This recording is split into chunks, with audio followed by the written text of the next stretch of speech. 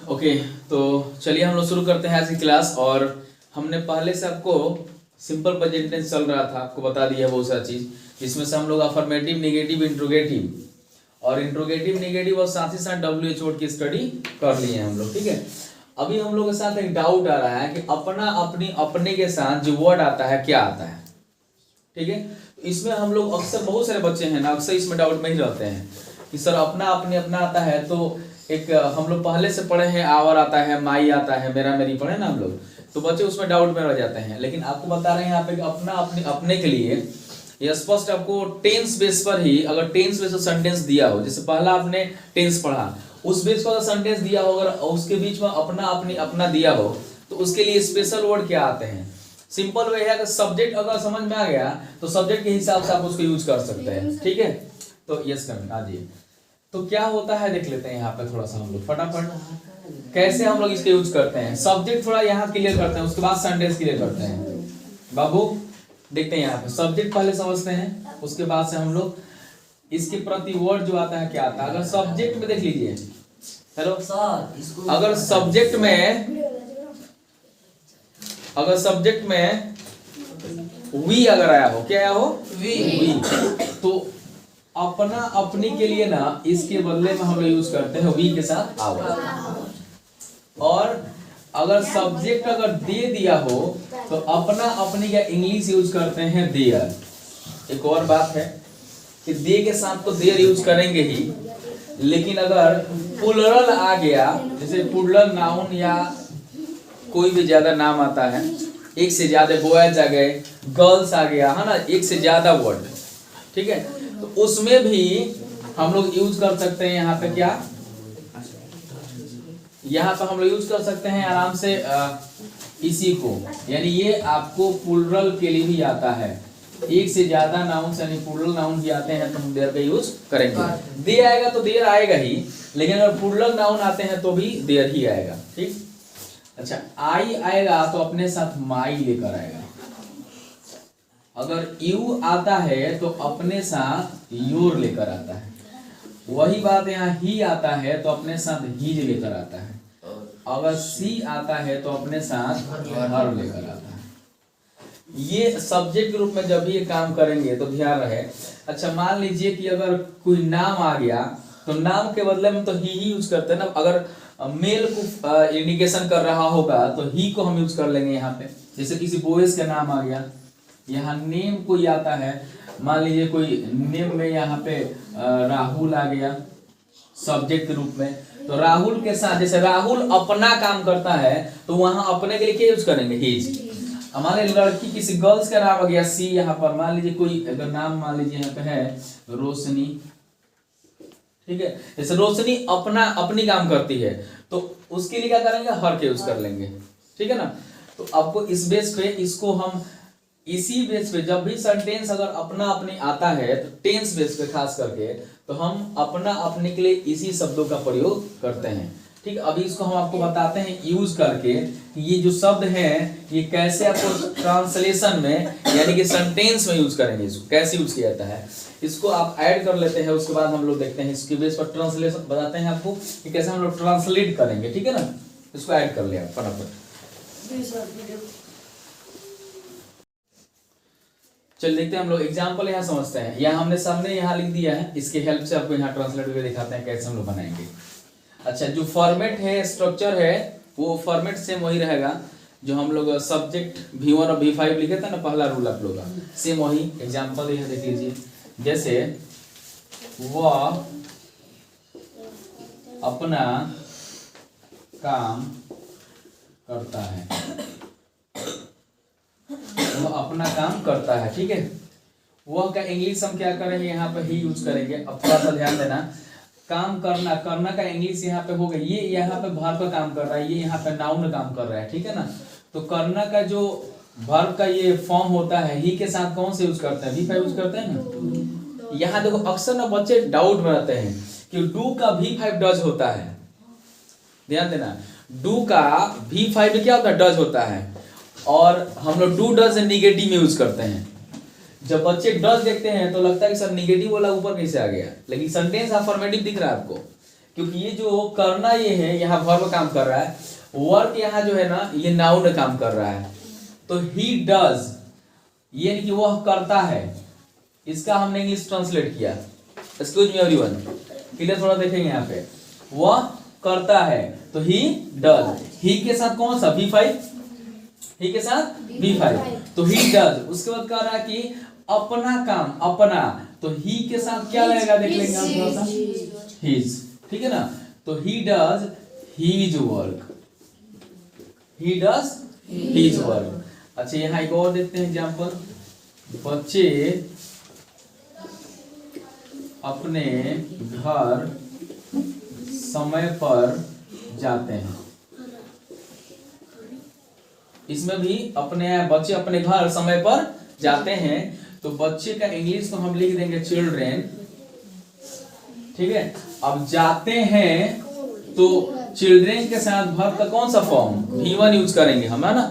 तो चिल्ड्रेन गो, और कहाँ जाते हैं, घर, तो गो होम यूज करेंगे, सॉरी अपने घर है ना, तो अपना का इंग्लिश यूज करते हैं पहले हम लोग। चिल्ड्रेन गो, अपना का इंग्लिश आप देखते हो, बच्चे हैं तो ये क्या है, प्लूरल आ गया ना। तो देख लो यहाँ पे मैंने प्लूरल के लिए दे के साथ तो देयर यूज आएगा ही, लेकिन प्लूरल आएगा तो भी देयर का ही प्रयोग करेंगे। तो children go their home, their home, समय पर तो ऑन टाइम, ऑन टाइम का मतलब हो गया समय पर। तो children go home, go their home on time, तो यहाँ पर एक चिल्ड्रेन के साथ हमने क्या यूज किया अपने के लिए, देयर।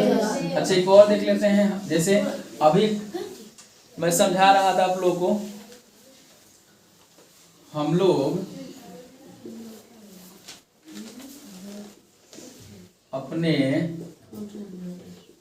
दोस्तों के साथ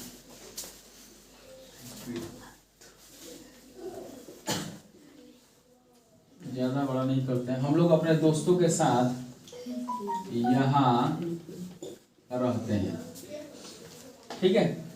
थोड़ा देखते हैं बाबू यहाँ पे, तो सब्जेक्ट रूप में क्या है वी, और रहते हैं तो लिव, वी के साथ वर्ब का फर्स्ट फॉर्म यूज करते हैं, वी लिव, और उसके बाद कह रहा है कि यहाँ, तो we live here, we live here, और के साथ इंग्लिश होता है विद। अब यहाँ है अपने दोस्तों के साथ, अपने दोस्त, तो वी लिव हियर विद किसके, आवर फ्रेंड, बिल्कुल यहाँ पे यूज करेंगे आवर फ्रेंड्स। बात समझ में आएगा क्या, देखिए थोड़ा सा डाउट करें।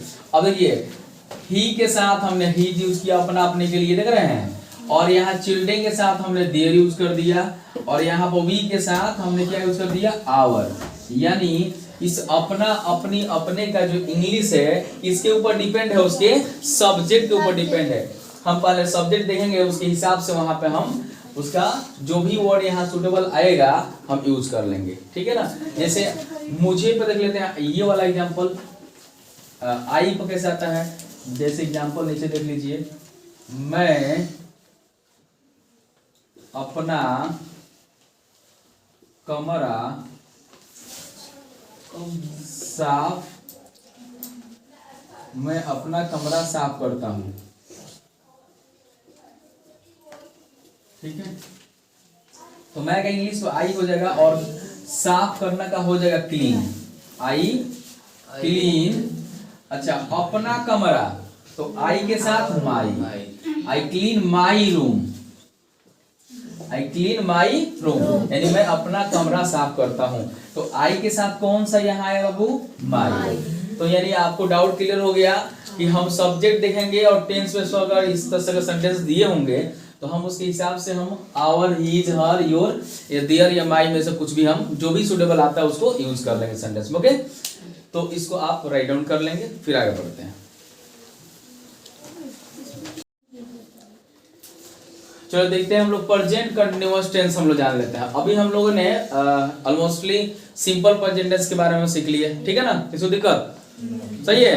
चलो आगे देखते हैं।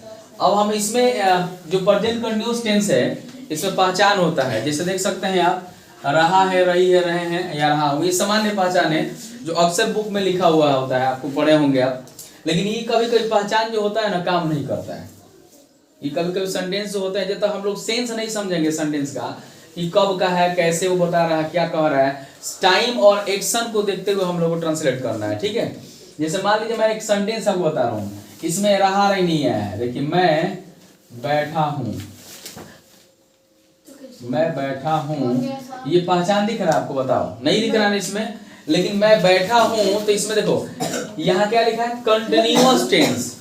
समझो पहले, कंटिन्यूअस का मतलब होता है कोई काम जो है लगातार चल रहा है। कंटिन्यूअस का लगातार, कंटिन्यूअस मतलब क्या होता है? लगातार, यानी काम को जारी होने का बोध करेगा, एक्शन को होने का, यानी कोई वर्क होगा वो चल रहा होगा अभी के वर्तमान टाइम में, वर्तमान समय में क्या होगा? वो वर्क चल रहा होगा। तो जब काम जारी होने का बोध करता है ना तो उसको हम लोग प्रेजेंट कंटिन्यूअस टेंस से बनाते हैं। अब ऐसा नहीं कि पहचान नहीं आया है, इसका मतलब ये नहीं है ये टेंस में नहीं है, ये टेंस है। जैसे मैं बैठा हूं तो बैठने का काम जारी है कि नहीं है? बैठने वाला काम क्या है? जारी है। मैं बैठा हूं तो अब इसको हम बनाएंगे इसी बेस पे, रहा रही नहीं है, इससे कंफ्यूजन मत होना, ठीक है ना। तो अक्सर ऐसे सेंटेंस बहुत सारे आएंगे जहां पर हम लोग अक्सर कंफ्यूजन, तो मैंने आपको ये बात स्पष्ट किया कि अगर पहचान देख करके आप बनाने का प्रयास करेंगे तो बहुत जगह फंस जाएंगे, ठीक है। इसलिए पहचान से मतलब नहीं है, बल्कि हम सेंटेंस देखेंगे उसका सेंस क्या दे रहा है, क्या सही में उसमें एक्शन हो रहा है, और एक्शन अगर हो रहा है, काम हो रहा है, तो क्या कंटिन्यूअस में हो रहा है, लगातार चल रहा है, जारी है या नहीं है। अगर है तो समझिए वो प्रेजेंट कंटिन्यूअस टेंस है, अगर जारी होने का बोध नहीं करे तो उस टेंस में नहीं है, ठीक है। तो ये इसके बाद हम देखते हैं, आपको आगे बढ़ाते हैं, इसको आगे देखिए। अब इसका हम लोग कुछ रूल्स है जो मैंने सिंपल प्रेजेंट टेंस का जैसे रूल बताया था उसमें इसका भी रूल आता है। इसका रूल आपको देख लीजिए यहाँ पे, इसमें भी बहुत आसान है। सब्जेक्ट के बाद हम लोग यूज करते हैं इज, एम और आर का यूज करते हैं। उसके बाद से वर्ब का हम लोग फोर्थ फॉर्म यानी आईएनजी फॉर्म यूज करेंगे, और लास्ट में ऑब्जेक्ट का यूज करते हैं, ठीक है। अच्छा, इसका हम निगेटिव भी बताएंगे साथ में आपको, क्योंकि बहुत ज्यादा डिफिकल्ट नहीं है। निगेटिव का रूल होता है सब्जेक्ट होगा और इसको शॉर्ट फॉर्म कर लेते हैं, देख लो, इजंट, एमंड कर लेते हैं, आरंट कर लेते हैं, और उसके बाद से बी फोर तो रहेगा ही, आईएनजी फॉर्म रहेगा, और उसके बाद से हम ऑब्जेक्ट यूज करेंगे, ठीक है। ये हो गया इसका आपको निगेटिव सेंटेंस। तो दोनों को कवर कर लेते हैं, उसके बाद से हम इंट्रोड्यूस देखते हैं। अब हम सेंटेंस के एग्जांपल यहां देते हैं। एज फॉर,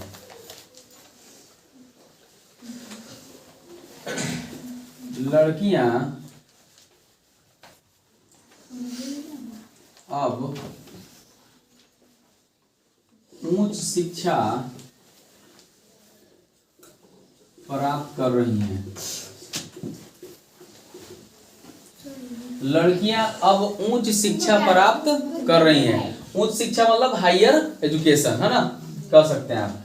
तो यहाँ पर अब थोड़ा सा देखते हैं, इस बेस पे हम इसको ट्रांसलेट करेंगे। लड़कियां यानी कि सब्जेक्ट गर्ल्स, सर उसमें अब है ना, है ना। अब ये आपको इसका क्या बोलते हैं, ये ऑब्जेक्ट रूप फॉर्म में यूज कर लेंगे। ये एक तो एडवर्ब है ना। तो सब्जेक्ट यहाँ पे क्या होगा, गर्ल्स, और उसका कारण ईज एम आर यूज कर लो आप। तो ईज एम आर यूज करोगे तो यहाँ पे गर्ल्स के साथ प्लूरल है तो क्या होगा, आर। गर्ल्स आर प्राप्त कर रही हैं, तो यहाँ प्राप्त करने का इंग्लिश होता है गेटिंग, लेना, गेटिंग करना। तो गर्ल्स आर गेटिंग उच्च शिक्षा, तो हायर एजुकेशन, हायर एजुकेशन। और नाउ अब का इंग्लिश होता है नाउ, यानी कि girls are getting high education now. When का मतलब होता है जब, और कब, अब नहीं होता है। क्लियर हो गया। व्हेन WH वर्ड है, जिसे प्रश्न पूछते हैं तो उसका हिंदी होता है, प्रश्न पूछेंगे तो कब, जैसे when do you play, when do you play, आप कब खेलते हैं।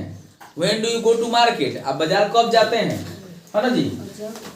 और जब का इंग्लिश होगा जब वो सेंटेंस को कनेक्ट करेगा, बीच में आएगा। कनेक्टर काम करता है, कंजंक्शन का काम करता है, तो उसी व्हेन का हिंदी जब आता है। तो ये ना कब है और ना जब है, ये अब है, तो इसका इंग्लिश होता है नाउ। ओके, अच्छा ये अफर्मेटिव सेंटेंस है। निगेटिव सेंटेंस कैसे बनाते हैं ये देख लेते हैं।